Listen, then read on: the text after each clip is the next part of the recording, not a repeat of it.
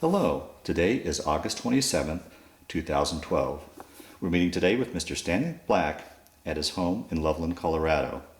My name is Brad Hoops. I'm the interviewer for the Northern Colorado Veterans History Project. Welcome, Stan, and thanks for sitting down to tell your story. Good to be here. Good to have you here, Brad. Very good. Appreciate what you're doing. Oh, thank you. Let's start out, if we could. Tell us a little about yourself, your date of birth, where you were born, a little bit about your family. Okay, January 8, 1930, and born and raised in Libertyville, Illinois. This was a small town of 3,000 back then, northwest of Chicago, about 8 miles east of Lake Forest, Illinois. And went to high school back there, grew up back there. My dad worked in Chicago and had a younger brother, 2 years younger than me, and enjoyed living there, but we came out on camping trips to Rocky Mountain National Park, fell in love with the mountains, and so after high school, I came out to University of Colorado and never looked back. Is that right? Yeah. What year did you graduate from high school? 1947. 47, okay. Libertyville Township High School. And played football, basketball, and track. That was the only sports that they had in that small town. And we've been back, Marge, my wife and I have been back for, I think, 3 high school reunions, and the town now is about 40,000, and it's really grown, so it's very different from when I grew up. Yeah, sure. You bet. But it was,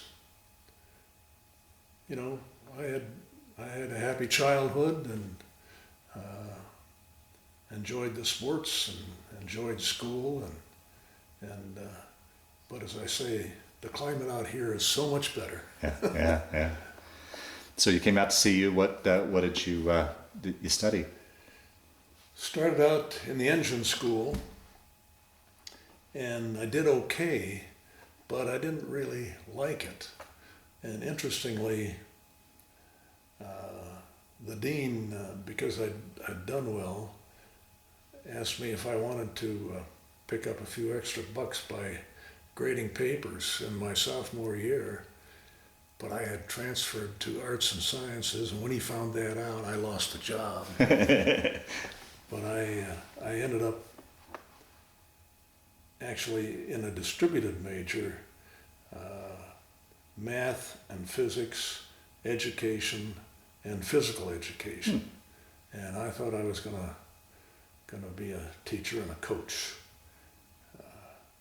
But enjoyed the experience at CU. Swam on the swim team when we had a swimming team. Won the Big 7 conference title in the butterfly, which back then was with a frog kick. Now they've divided it into two different events. And I was a shot putter and discus thrower on the track team. Wow. And Frank Potts, the coach, used to just shake his head when I'd come out of the swimming pool at the end of the swimming season. I'd miss the indoor track season because of swimming, but I was never big enough to really do well. The shot putter ahead of me won the Big 7 conference. The shot putter a year behind me won the Big 7 conference. But I picked up a few points and got a letter. But anyway, that was a good experience and enjoyed that. And that takes us to 1951 when I graduated. And at that time, as you know, the Korean War was on. Okay. And the draft was in place. And so I had to make some decisions. And I was interested in the Navy and applied for OCS, Officer Candidate School, at Newport, Rhode Island, and was accepted. So literally 61 years ago, I was on my way to OCS at Newport starting in September of 1951. Well, now, how did you come to choose the Navy out of all the various services? What that? I mean, here's a landlocked boy from Midwest Illinois. Well, my brother and I had a sailboat. We sailed on Boyd Lake here in Loveland. My folks had moved out a year after I came out, and they moved here to Loveland. And so I love to sail. I don't know. Yeah. To tell you the truth, it wasn't a close decision. I was just interested in the Navy. Okay. So, OCS, I was a 120-day wonder. I got a commission in 120 days. And then got orders to Korea on a flat top over there, the USS Philippine Sea. And that was CV-47. And it was based out of Yokosuka, Japan. And my buddy and I reported aboard at the 6th Naval District out in San Francisco, waiting for transportation to the Far East. And our duty, we were on temporary duty there, and we had to call in every morning at 8:30 to see if they had transportation. We had 2 weeks. I thought, this is a tough life. You know, we got to see San Francisco on TAD for 2 weeks before we had transportation. We got on a troop ship that was heading out of Pier 42, as I recall, in San Francisco in the harbor. And I got to tell a quick story about that one. Oh, please. We, my friend and I, got on deck chairs and watched the skyline of San Francisco go by as we steamed over to under the Golden Gate Bridge. And there was a whack on board, nice looking gal. And I thought, boy, this is going to be an interesting time. And we just got under the Golden Gate Bridge, and a gal came up from below and asked for help and said that a friend had passed out in the head down below. And we went down, and here's my good-looking blonde passed out. I threw her over my shoulder on a fireman's carrier, carried her up to her stateroom, never saw her again, the whole crossing. She never came out of that stateroom. How was it for you in particular as far as getting your sea legs? So, is that the first time you'd gone to sea? Yeah. I didn't have a problem. No problem at all. We took the Great Circle route, so we didn't stop at Hawaii. We went to Okinawa. I'm sorry to back up a little bit. Sure. How was it when you went under the Golden Gate Bridge? I mean, you're sailing off really, truly into uncertainty. Did you have any thoughts going through your mind at that point, or were you? Well, to tell you the truth, I was just looking forward to the adventure. You know, here I was, a boot ensign, on my way to the war to help save humanity. And I was really looking forward to it.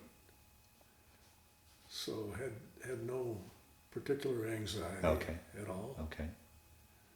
And my folks, you know, just wished me well. They didn't have any undue concerns. Even after, I mean, we're talking 5 or 6 years after World War II, there was. That's right. I mean, I'm sure you heard stories and all that had gone on there, but that didn't worry you at all. No. Yeah, I'll be darned. Okay. No. Got to Okinawa, landed, pulled in at White Beach, and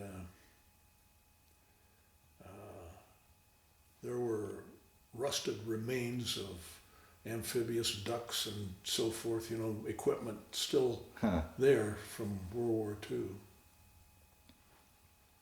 And then on to Yokosuka and reported aboard the Philippine Sea and was assigned as a gunnery officer. And we had 5-inch batteries that I was responsible for. And we sailed in and out of Yokosuka. We'd go to over, up and down the 38th parallel, 42 days at a time, at sea. And that got old, I admit. Wow. 42 times, 42 days before you got back for 3 or 4 days in port. Talk a little bit about life aboard the aircraft carrier. I mean, you're in a virtual floating city. Talk about your accommodations, the food, just life aboard the ship. Well, I will say I got sick and tired of powdered eggs and powdered milk, but it was okay. In fact, I remember on June 1, 1952, which as I recall was a Sunday, and had the day off, and I went up and took a sun bath on top of the turret of one of those 5-inch batteries, and I thought, boy, this is a great life. This is okay. I got really interested in the flying. Got excited about that. I mean, planes were flying sorties Sure, yeah. every day, and sometimes they'd come back shot up, but I got excited about the flying. I enjoyed a few days leave when we got ashore, climbed Fuji, Wow. and I was working out. We had a workout room port side forward, and there was a Marine Corps Captain Latta from Iowa State, who was in charge of the Marine detachment. That was a landing party if we needed them. Mm-hmm. And he and I worked out and agreed to climb Fuji. And I'll never forget, about 2 days before we got back to Yokosuka and we were all set to go, he came and apologized to me and said he had a chance to go fight the war in Korea, and he got a flight over to Seoul, Korea, so that he could spend a few days with the troops over there. So I went off on my own with my little phrase book and got to this little town on the base of Fuji. And this was March 15 of 1952, so still snow covered. Yeah, right, yeah. And not really the climbing season. And told my landlady what I wanted to do, and she said, "Oh, you can't do that alone. You've got to hire a guide." I had to pay $10 for a guide. And this young guy took me up, and to tell you the truth, I'd have never made it if he hadn't been along, because it's just, you start at about 1,000 feet and you go over to 13,000 feet. It's a lot of vertical. And it's just ashes down low and snow up above, and it just took determination just to keep going, to climb all that vertical. It was a beautiful day. Got up there, saw the crater. Landlady, we'd start out 4:30 in the morning, and at noon we were on top, and the landlady put together a lunch for me, and I broke it out, and here's this rice ball with a fish head in it, and I, as hungry as I was, I could not stomach that, and I gave it to the guy, my guide, and he thanked me. Wow. Funny you remember these things. Yeah, yeah. Well, anyway, and skied over there too, on one of those import calls, and back then, it's 360 yen to the dollar, and you could get a string of tickets that cost 10 yen a ticket for a ride up the lift, if you can believe it. Wow. That inexpensive. Well, anyway, as I said earlier, I really got excited about the flying. And in July, the ship's admin officer knew of my interest, and he came to me and he said, Stan, he says, heretofore the Navy wasn't sending commissioned officers through flight training. It cost too much money because you paid an ensign $212 a month, and you paid a sailor, just a fraction of that. Yeah. But there's so short of pilots now that they've opened it up to take commissioned officers through flight training. So I put in my request and got accepted. The ship got back to San Diego in August, and I had some leave to come home here to Loveland to visit my folks. If I'm getting too involved, No, please. But I had bought a car from a shipmate, my first car, $150, a 37 Ford, and I'd had it about a week in the San Diego area, and it threw a rod. And the mechanic told me, he repaired it, he said, the next one's going to come soon. And I drove that nonstop back to Loveland because I could only go 35 miles an hour, and then it'd start shuddering. And I had a B4 bag with my gear in it, and I figured that if it quit on me, I'd just park it at the side of the road and thumb the rest of the way. But it did make it all the way. But I tell you, it took me 36 hours to get back here, and it wiped me out. It took me another 3 days to recover. But I knew I'd been accepted, so by then I had to go back to my ship in San Diego until I got the orders to Pensacola, and got the orders and came back to Loveland, picked up a new Chevy convertible, dark blue, and drove it down to Pensacola to report aboard. I had to be down there by December 1st. And started my flight training there. And I liked it. Yeah. I liked it a lot.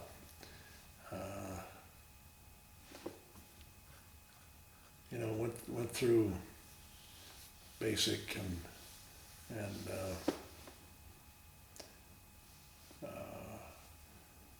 most cadets went out to Whiting. But my memory is that we went to Barron Field, or to Corey Field and Sofley Field to get my solo. And then we did night flying and formation flying. And then went to Barron Field for field carrier landing practice. And then qualified on my first carrier landings on the Monterey, which was a Jeep carrier, a smaller carrier. Yeah, how was that first landing? I can't imagine landing on a carrier, but I imagine the first time it would just. Well, I love the challenge, and you can be a little bit anxious about it, but I enjoyed it tremendously. So that took me through that training. Along the way you lose buddies too.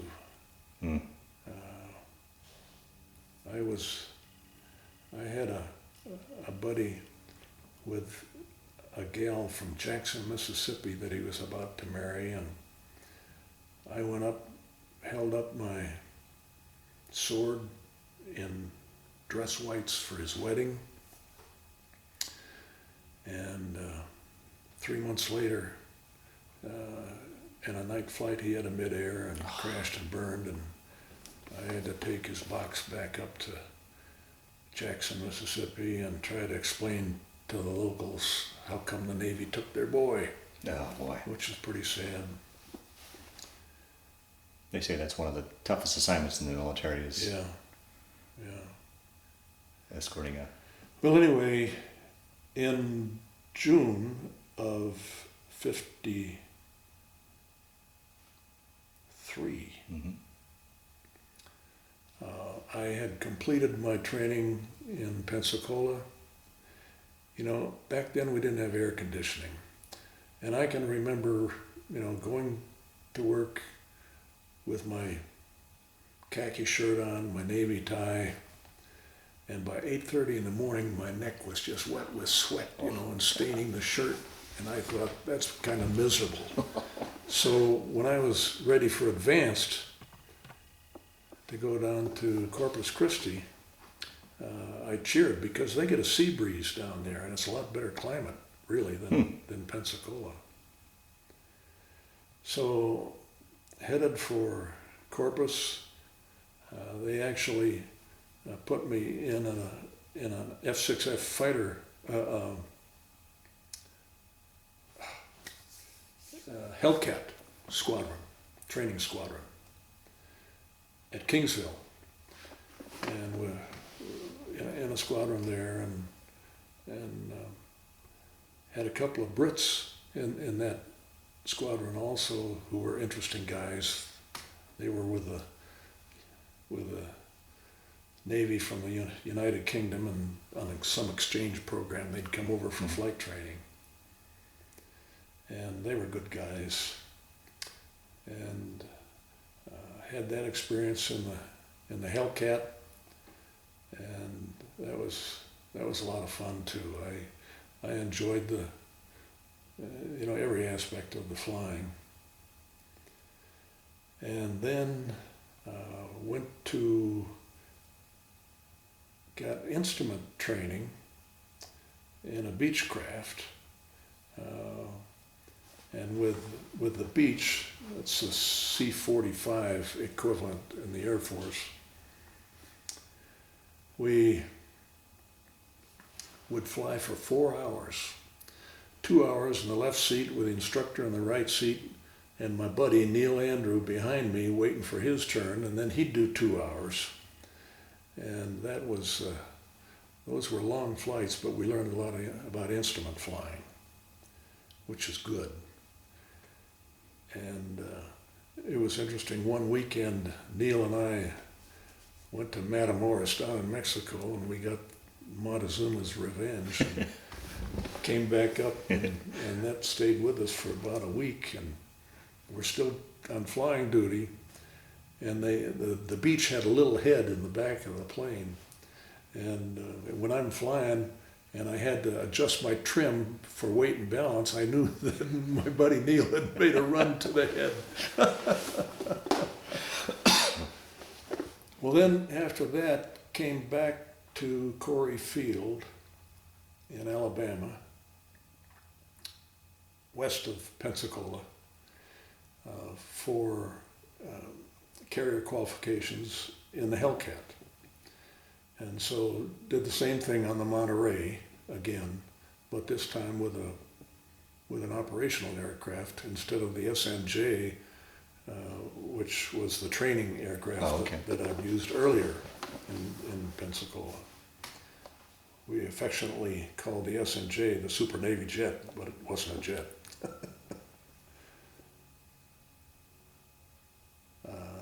Did my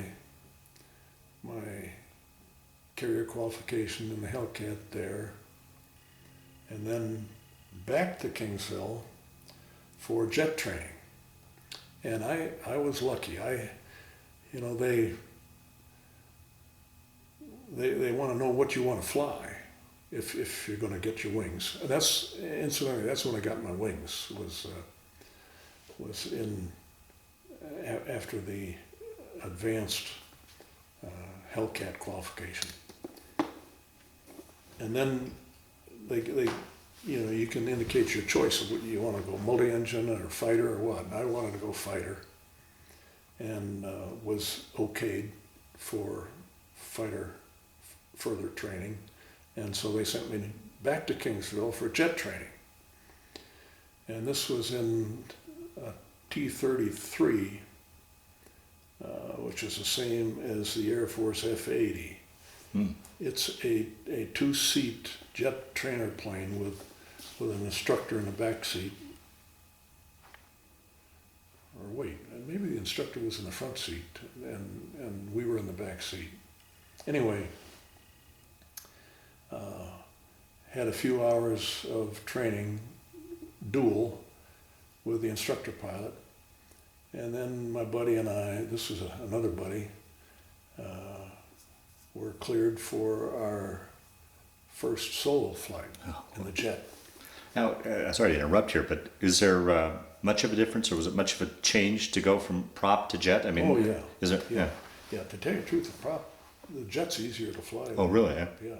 In the prop, you got a lot of torque, and we'll get to this later. Okay. But when I got into the Corsair, I'd have to put in full right rudder because of the torque on takeoff. Jet, you didn't have the torque. Okay. And frankly, I felt simpler controls. In the prop, you got your throttle and you got your revolutions per minute, your RPM, and as well as the joystick flying. And in the jet, you just have your throttle. You don't have that third piece of equipment, and you don't have the torque issue. Okay. So Ed Hawks and I walked out, got briefed, and walked out to the flight line together to each get in our birds. And in a T-bird, you got wing tip tanks, which are heavy. And when you draw fuel from the tip tanks, you want to get it from both, because if you get it from one, Gotcha. you got a leverage out there that can screw you up. And we had been briefed that if you had a tip tank transfer problem, you head for the Gulf and pickle it off, dump it in the water to get rid of your tip tanks. Mm-hmm. And we took off, and I hadn't been airborne that long when Ed had declared an emergency that he had a tip tank transfer problem, and he made the mistake of coming back to the field and braking to turn downwind into the heavy wing, and wasn't able to pull it up. Oh. Creamed him. So there was another buddy that bought the farm on his first solo flight, my first solo flight. How did that personally play into you? I know obviously the personal aspect of losing a buddy, but psychologically, Well, just be careful. Yeah. Be careful and pay attention to what you're briefed and what you're taught. So,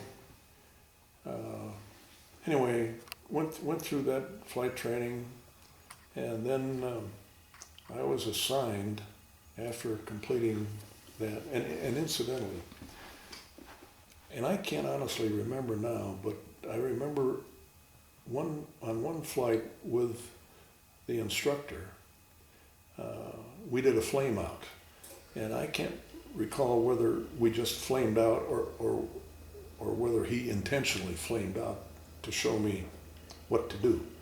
But it's about a 10-step process in a T-bird to restart. But he showed me the restart, and it worked. Uh-huh. And that taught me a lesson that I learned later that I'll get to. So I was assigned to a night all-weather fighter squadron in Atlantic City. And I admit, I was a little bit nervous about that. Came back for leave here in Loveland before reporting aboard. And I remember Look magazine had an article on that squadron. Really? A picture and an article that month. And it talked about how hairy it was. And I thought, what am I getting into? And those pilots, for the most part, had gone to a night flying all-weather training for 6 weeks in Key West. And I don't know why, but they didn't send me down there. They sent me straight to the squadron. So I had to learn it there. And you know, in that squadron, that's our duty was doing the night flying and the bad weather flying for the task force. And so we didn't deploy as a squadron like you normally do in the Navy to a carrier for a cruise. We sent detachments out to each carrier because we were providing the night fighter all-weather cover for each carrier in the fleet. Wow.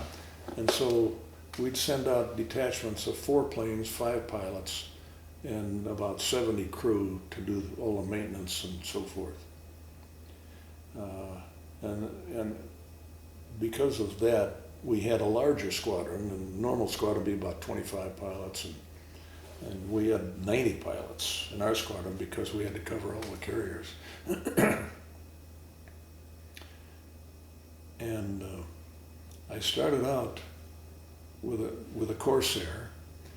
They had radomes on the Corsair because you needed radar for the night flying to be able to have radar to pick up bogies, you know, of an enemy coming at you. The Corsair is an interesting plane, a lot of fun. We called it the hose nose because your pilot's seat is closer to the tail than it is to the nose. The nose is so big. Or the hog, we call it. And I got to tell you about my first night carrier landing. We were sent up to fly out of Quonset Point, up just across the bay from Newport. And it was rainy. We went on a carrier there. We were out, you know, from Monday to Friday. And the first day it was raining and low ceiling, and they called off flight operations. Same thing second day, same thing third day. On Thursday, the admiral said, we gotta launch these birds and get these pilots qualified, even if we have bad weather. And I was the first pilot off the starboard catapult and got fired off, and I thought, boy, it is really black out there. I mean, it's raining, low ceiling, no starlight, no moonlight, you know, because of the ceiling, and it's really black. And there was a squadron skipper in an AD squadron, which is a Douglas Sky Raider attack squadron, and big plane, single engine, but a big plane. In fact, it would carry more payload than the B-17 4-engine Really? Air Force plane. So it could carry a lot of payload. Anyway, he got fired off the port catapult after I was airborne. As soon as he got airborne, he called primary flight and said, you got to cancel the flight. It's too hairy up here. And so they canceled the flight. Oh, jeez. And here we are, 2 birds out there trying to get back. And I made one pass, and I made a pass on the ship. You know, you go upwind, you turn downwind, and you look for the ship, and you wanna be a beam, you know. But I made one pass on top of the ship. You know, you can't make a landing from there. And he made 5 passes before getting aboard, and he finally got aboard, and it was my 6th pass, and I got aboard. And it pouring rain, the hook stopped me, got off to run to the superstructure, and you know, from the plane to the superstructure might be 50 feet, 75 feet, and I just got soaked, you know, from the rain.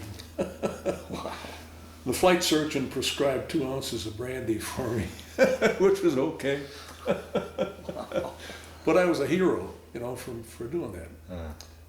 And it was interesting. I thought, you know, this is a challenge and it's fun.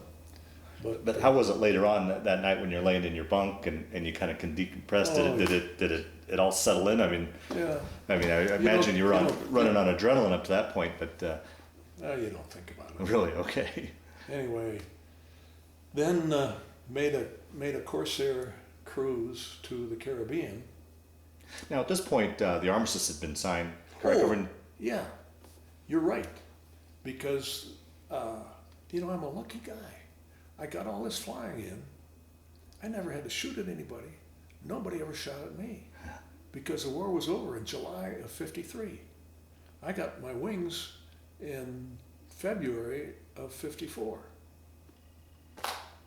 So the Lord blessed me. yeah. But you're right.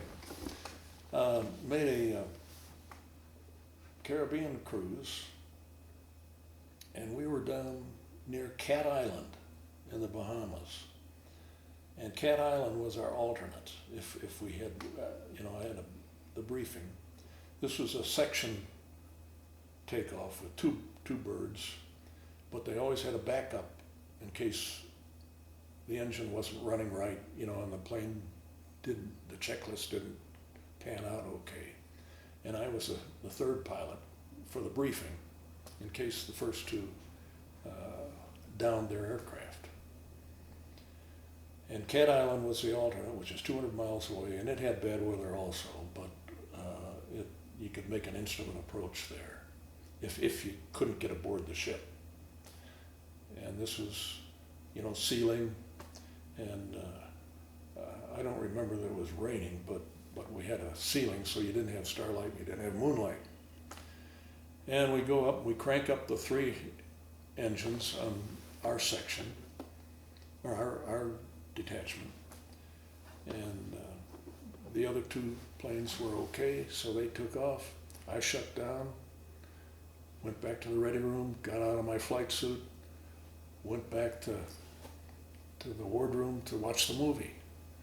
And I get a call on the squawk box to report up to primary flight forward, because these 2 guys, my buddies, had made the mistake of trying to join up in formation under the overcast instead of flying up above the overcast where they could see one another better and join up. And they had a midair, and both of them into the drink. Dick Dickinson and Jim Longworth. There, but for the grace of God, go I.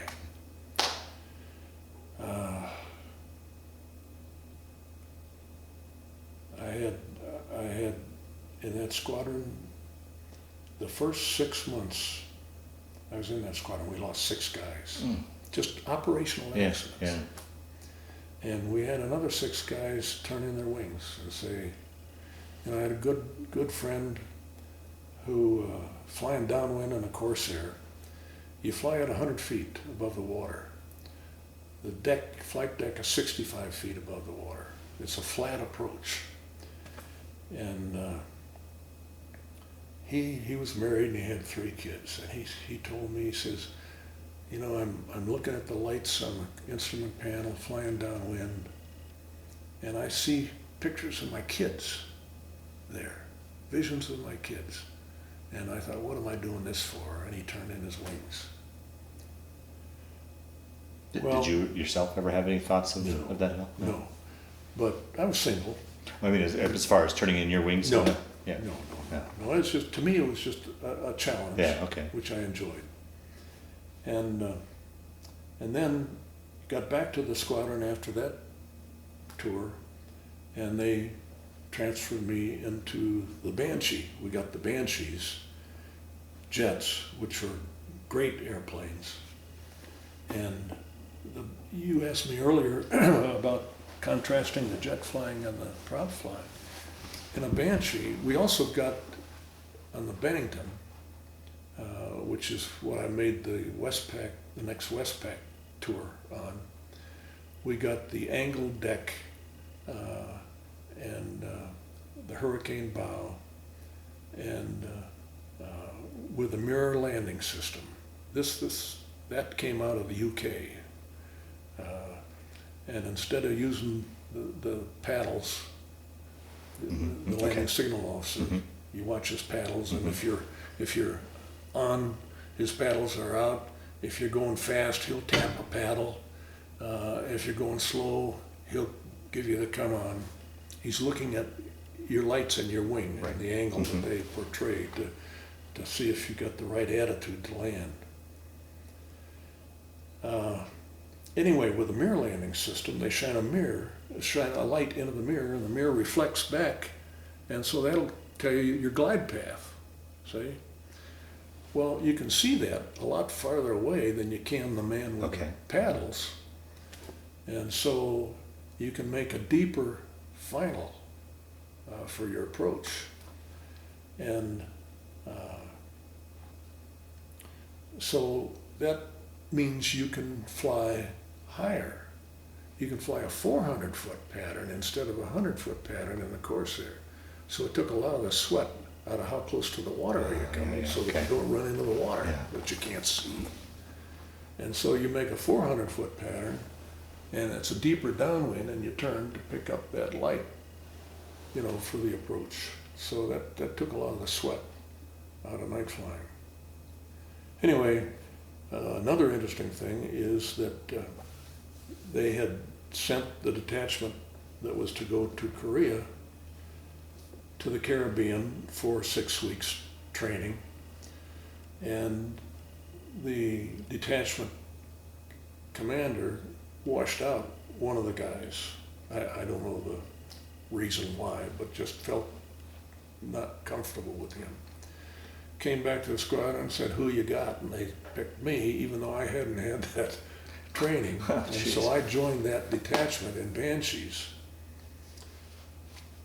The Bennington, the ship went around the Horn in South America to get to San Diego, and we flew across.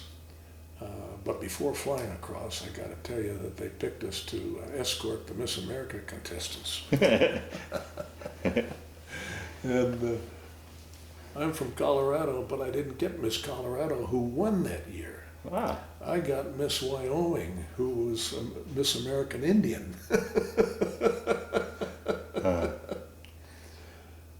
But I did meet Miss Utah, and dated her for a little while. She was trying to be an actress up in New York. But then that was early September, and then late September we flew across to catch our carrier for the Westpac cruise. And flew into Miramar, and ship deployed, and then we flew out to land on the ship and went to stop in Hawaii on the way. And we had some bad weather, and they didn't have a Banshee tied down well enough, and it broke its tie down and went over the side. So we lost one plane to the Deep Six. And then as we got to Hawaii, where we were close enough to land if we needed to divert to being ashore, we had our names stenciled, on the plane. And my name was on one plane, but we had 4 planes, 5 pilots, and we lost, the one plane. And so we had to take turns flying. And so Jim Coughlin was assigned to fly my airplane on this launch. And I'm a tourist. I'm up on the primary flight forward with my camera taking pictures.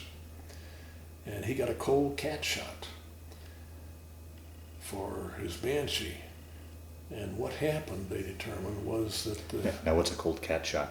well, I'm okay. explaining. The crewman is supposed to put the cable in the throat of the hook on the plane. See, it's just like a slingshot. Two hooks and a shuttle that steam powers the plane forward, and these 2 cables are supposed to be seated in the throat of the hook. And they think that he just seated it on the lip of instead of the throat. So it's enough to take tension. And they took the tension, okay, and then when it fired, it slipped off. So he's burning his brakes going forward and topples over into the drink. And I got a picture of this. You know, my airplane going to the deep six. Yeah. Jim got out. Wow. A helicopter pulled him out of the drink. Wow. But he got out underwater. But so we lost a second airplane.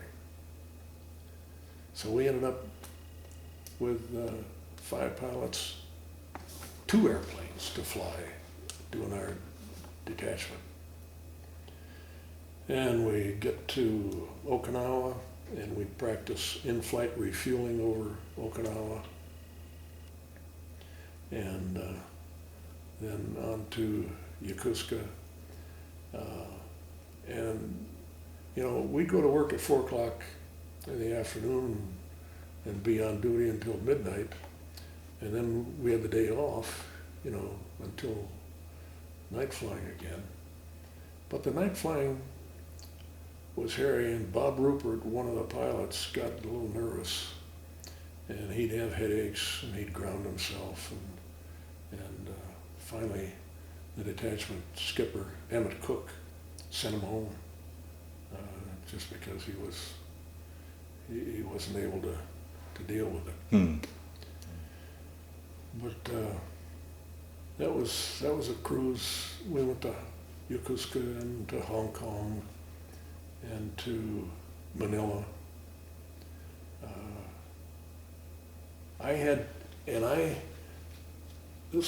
By this time, this was early '56.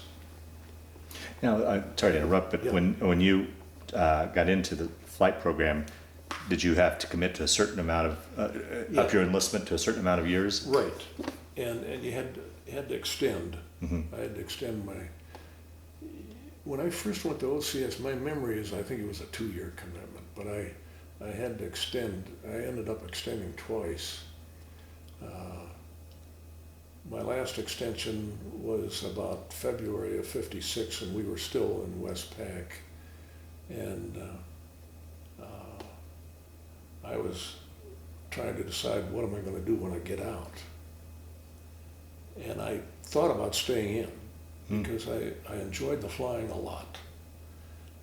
But, and I didn't have any problem with senior officers. But I saw some senior officers, some of them you respect a lot and some of them you don't. And I decided I didn't want to work for somebody else. I wanted to do my own thing. Mm-hmm. And I remember literally coming back from that cruise, and I had extended through the cruise until August of '56, which is 5 years of active duty. And I had written the government personnel office to get some books on occupations and careers. And I can remember pulling out a yellow pad and just pros and cons, what do I do? You know, and I listed about 40 things, you know, Forest Service or coaching or whatever that I thought I might be interested in. And I finally narrowed it down to the law or business school. I want to go back to school. And ended up picking law school. I got accepted at UCLA, which is where I went, and got accepted at Stanford, but Stanford cost too much money. And I'd seen some of the West Coast. I loved to body surf, and thought maybe I'd end up out there. But anyway, came back and got discharged in August of '56. Got to tell you one more story though. Sure, you bet.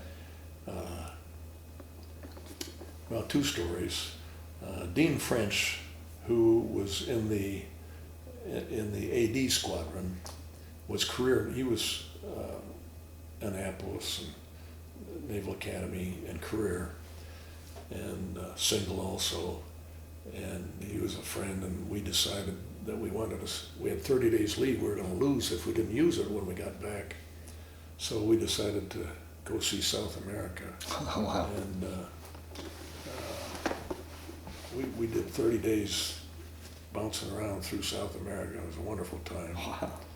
And we got military flights down as far as Rio, and then we were on our own down there to Montevideo and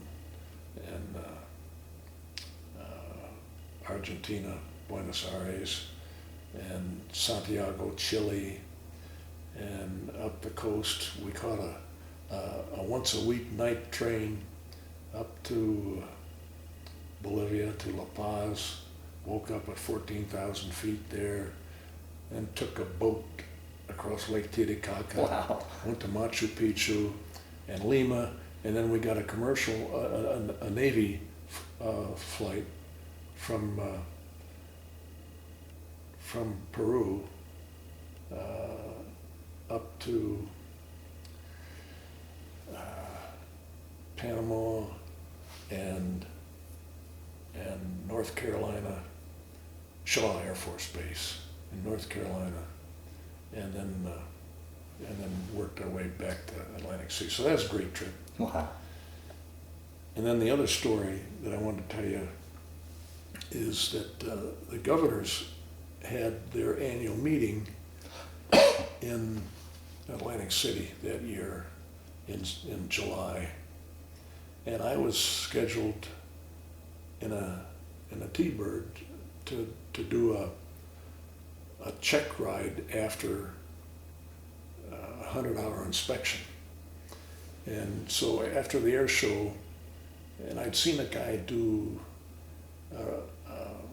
I think it was a reverse Cuban 8 or something, a maneuver where he went up, and rolled out, did half a loop and then rolled out. And I'd seen this, and so I did my check ride after that show, and by then it was dark. And so I decided, well, I'm going to tool around for a while and enjoy myself up here on my last flight, before getting discharged. And I go up over New York City, and I see all the lights of New York City, and I decided to try this over New York City at 14,000 feet. And I had remembered that the T-Bird didn't have an inverted fuel pump. So you had to pull hard when you pulled through. And so I'm pulling hard through, and I flamed out over New York City. I didn't pull hard enough, I guess.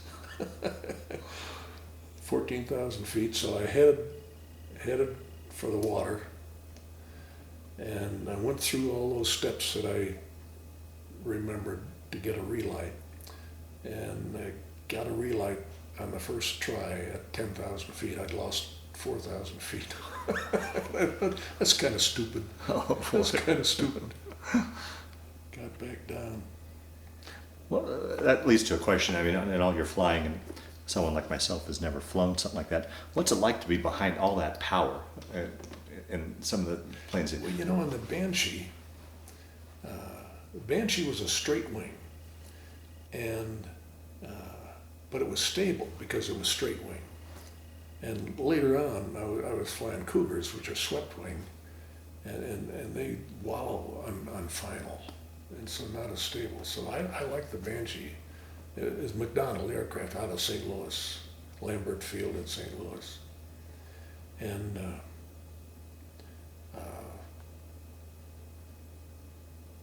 one time, just for the fun of it, in the Banshee, I pulled straight up, and I rolled 13 times before it got so slow that I had to kick it over. So it was a powerful plane. Wow. Well, Stan, where we left off, you were at the tail end of your enlistment. So take your story from there. Okay. One more story. My brother was a Navy pilot also. And he was anti-submarine, flying out of Norfolk.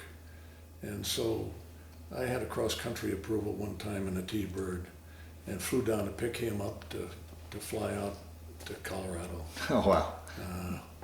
And picked him up, and we stopped for fuel at Lambert Field in St. Louis on the way, and had to shoot an instrument approach, bad weather.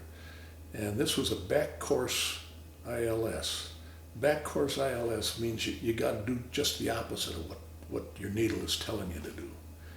And I just remember that flight because we made the back course, approach okay and landed okay, and I had about 70 gallons of fuel left. It was close. Wow. Because of the weather.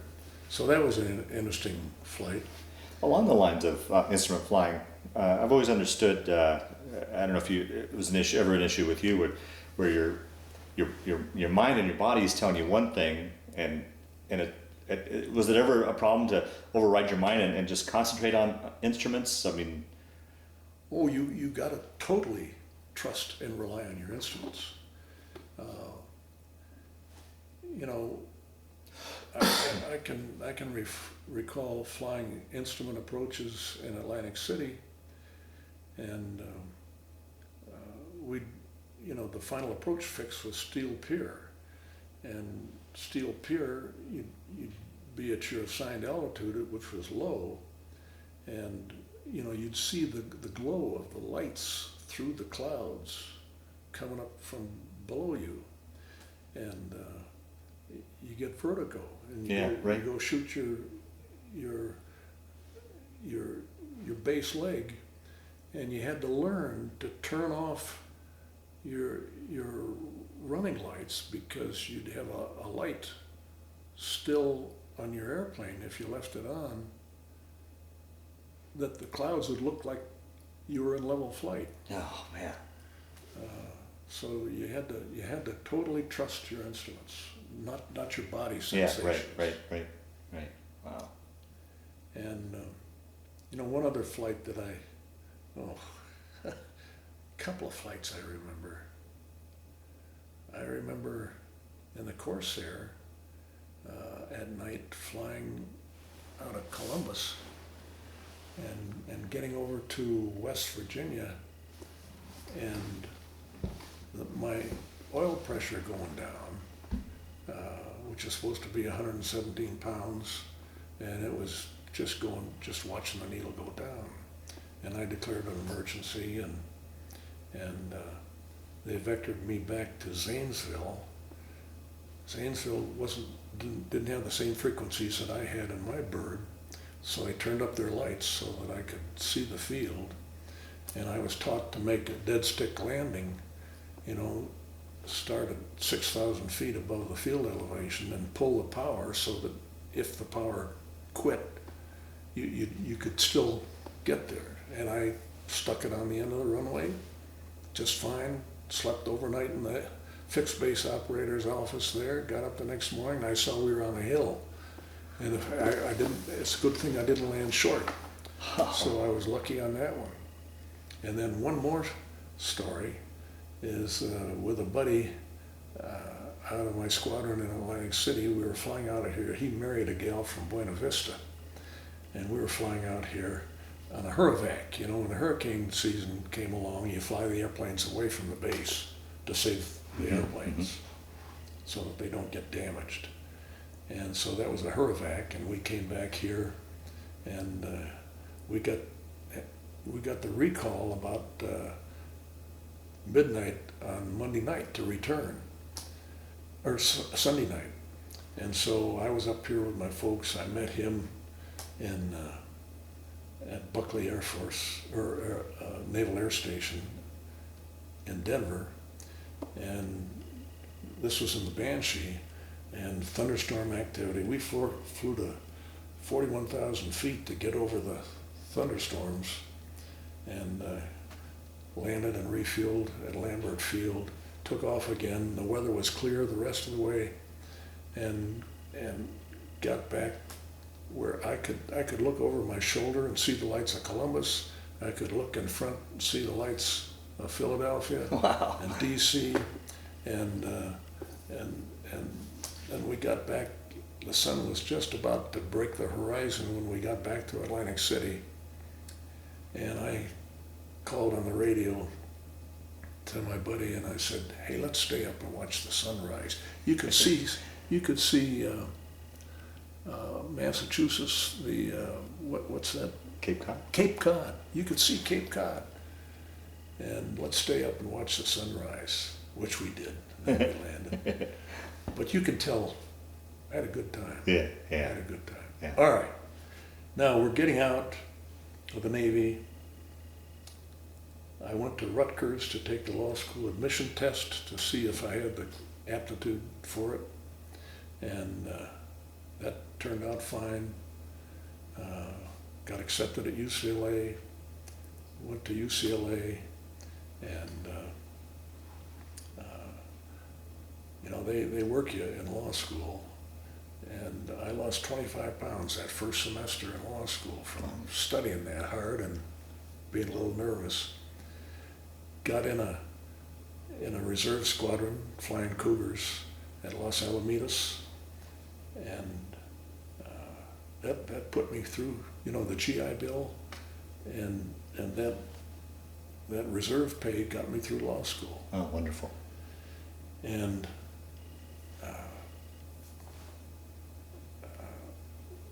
my buddy Neil Andrew, who was my best man when Marge and I were married, was in my reserve squadron there at Los Alamitos.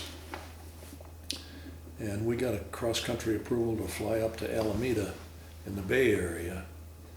And again, a weather concern, waiting on a clearance, had the APUs wound up to give us power, waiting on the radio clearance, and we were delayed. And I was in a little bit of a hurry to try to get airborne. And in the Cougar, you didn't turn on your pressurization until you got airborne because of the risk of fog in the cockpit that would affect your visibility in the cockpit. And so you had to turn that on later on. And I remember not remembering until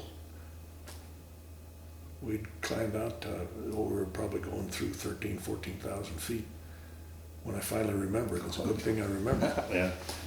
So we're flying up to Alameda, and the sun is going down, and you got the sunset over the Sierra Nevada, and I'm a tourist. I'm taking my camera out, taking pictures, and all of a sudden I started feeling really, we're at 28,000 feet. I'm feeling horrible, and I don't understand what's wrong. And the first thing you've been coached to think of is to check your oxygen. And so I look at my oxygen gauge, and I got 1,100 pounds, which is good.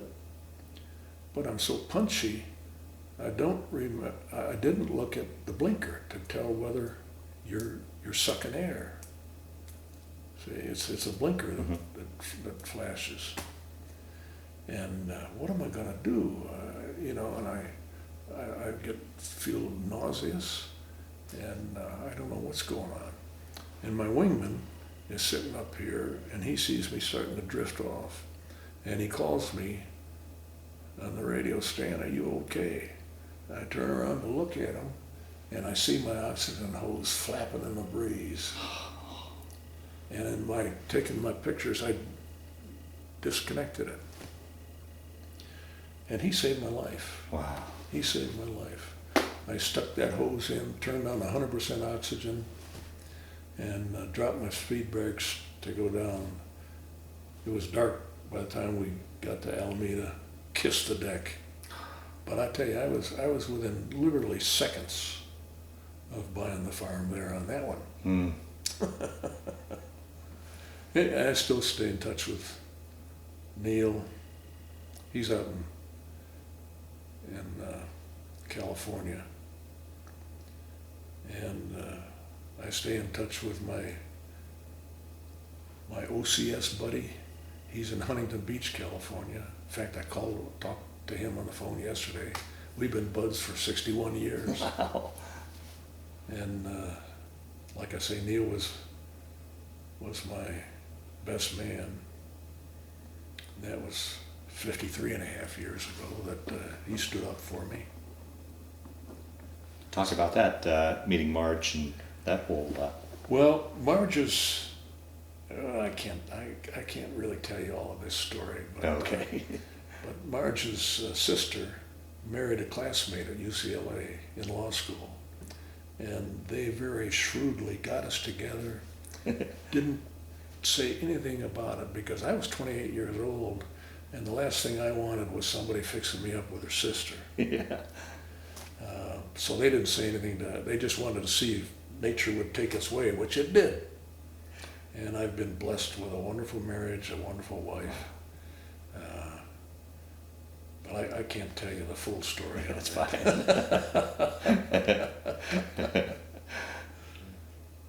So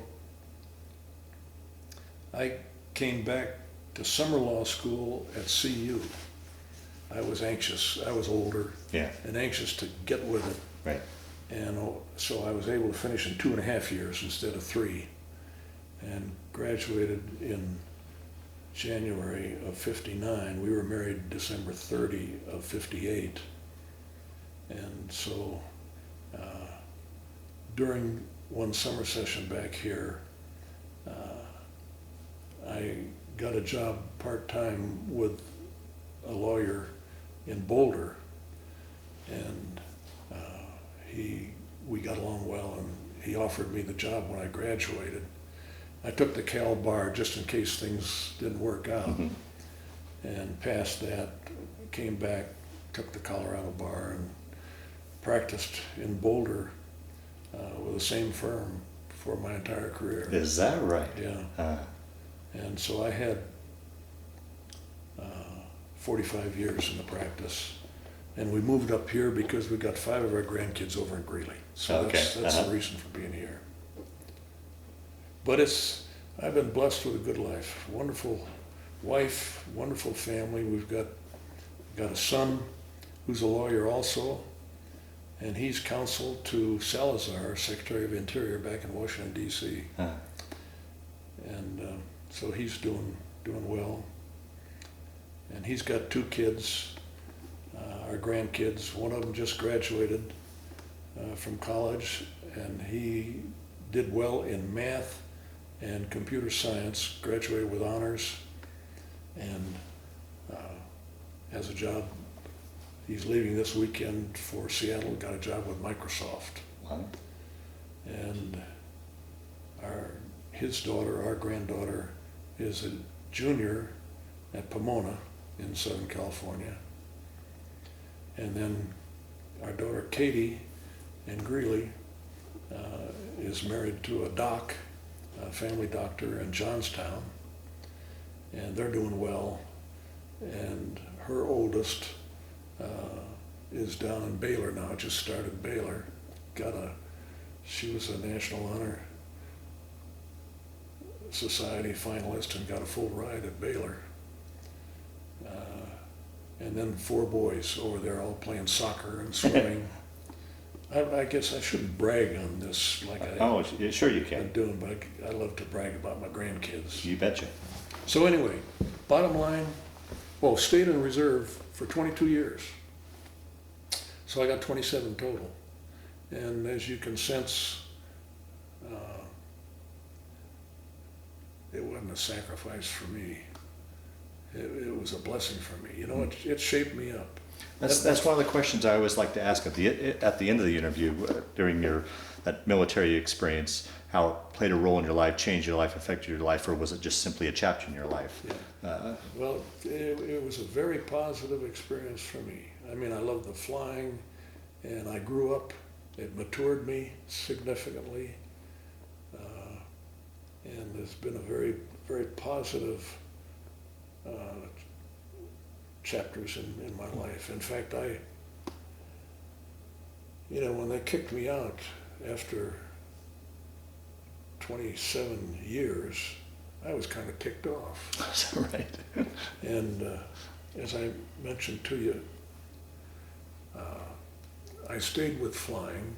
I had a group of 3 other pilots, and four was the maximum. Different pilots, different airplanes through the years, but I had access to an airplane as a civilian for over 40 years. And finally hung it up.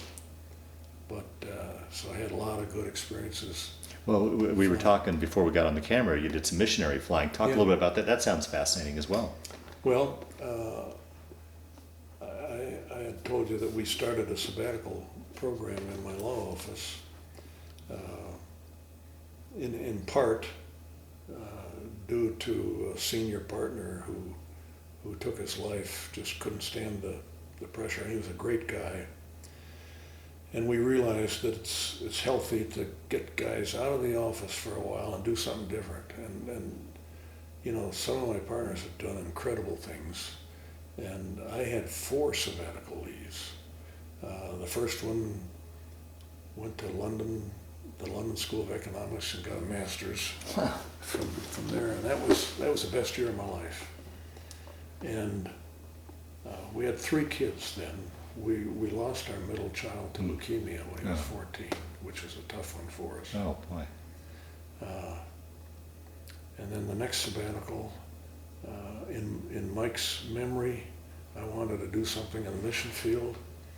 And we flew for Mission Aviation Fellowship, which is the largest mission flying organization in the world. They're in 26 countries. And flew in Zimbabwe, Africa. And that's, you know, a lot of stories there, as you can imagine. And then 7 years later, I did their legal work around the world on the next sabbatical and flew to 29 countries. Wow. And so lots of stories there. And then the last sabbatical, we had a ski place up in Vail and decided to go up there and try out retirement and liked it. Sold and came back, worked another year and a half, I guess, and then decided to withdraw from the firm and sell our house in Boulder and move up the Vale and ski. And then I have been blessed with a wonderful relationship with my law firm, 20 lawyers in my law office, and they keep inviting us back to things, and I worked part-time with them for 7 years, less and less each year, until I finally called it totally quits. And I've been retired now from the firm for 15 and a half years. Really? Wow. 7 years that I worked, Yeah. but it's been 8 and a half years more since then. And we still do things with the firm. So a lot of senior lawyers can't say that. Yeah. It's been good for me. Oh, wonderful. So we've had a wonderful life. Yeah, sounds like it. Wonderful life. Yeah. And the only real hiccup was when we lost our son. Yeah. So praise the Lord. Yeah. Wow. Well, we'll start to wind down this interview. Is there anything I didn't ask you that you wanted to talk about, or any of the stories that have kind of floated to the top of we've been talking here? So ideally, we've covered your life, or do you think by and large we've done a good job? Well, any closing statements you'd like to make to friends and family that'll watch this? Well, we're Christians, and I have been involved with a lot of ministries. I had that involvement with Mission Aviation Fellowship, and then for 20 years I was involved with the International Bible Society. They published the NIV, which has been the world's largest selling Bible for years, and chaired their board. I was their interim president for a while when they were looking for a new president, and that was probably the best experience of my life. Wow. And then I was with international students which is a ministry to foreign students. They're on about 700 campuses. I was with them for 16 years. And I just got done with Avant Ministries, used to be Gospel Missionary Union out of Kansas City. And they are the ministry that you may have heard the story of Jim Elliott, and he was one of the 5 missionaries that flew and were massacred in Ecuador on my birthday, January 8th. That was in 1956, and so I was involved with them for a long time. And so all of those experiences have been very positive for me too. Wow. Had a good life. It sounds like it. Yeah, absolutely. Yeah, very good. Well, I really want to thank you for sitting down to tell your story today. Just as important, though, I want to thank you for your service to our country. Well, I appreciate what you're doing, Yeah. and what the Honor Flight is doing. Yeah. It's like we talked about earlier. I'm amazed and impressed with what they do. Yeah. So it's very gratifying. Absolutely. Very appreciated by everybody I know that's been involved with it. Very good. Thank you. Okay. Stan, as we were packing up after the interview, you remembered a couple other stories you'd like to add, so please go ahead and... Well, I just thought of the story of special weapons. I was a special weapons officer for the squadron, and that meant having the potential to deliver the bomb. Ooh, wow. And so I was sent to Norfolk for 5 weeks to go to special weapons school. And what we had, we called it the shape. And my memory is a Mark 7 shape, that an atomic bomb that could be bolted on the bottom of the Banshee. And the delivery system that we preferred was what we call the idiot loops. And so you were scheduled with a shape bomb, on the bottom of your aircraft to fly at about 100 feet over the water, to stay below radar coverage by being that low. Then when you get over the land, you could go to 200 feet just because of terrain, but you had to be pretty well mapped so that you weren't running into anything, any buildings or whatever. And you get to the target, and you would be in a position to pull up over the target in a 4G pull-up, and you're flying at 440 knots, which would be another, more than 500 miles an hour. And you pull up on a 4G pull-up, and you had a needle so that you didn't wander off from a vertical pull-up if you pulled up straight, and that would pull up to 5,700 feet of altitude.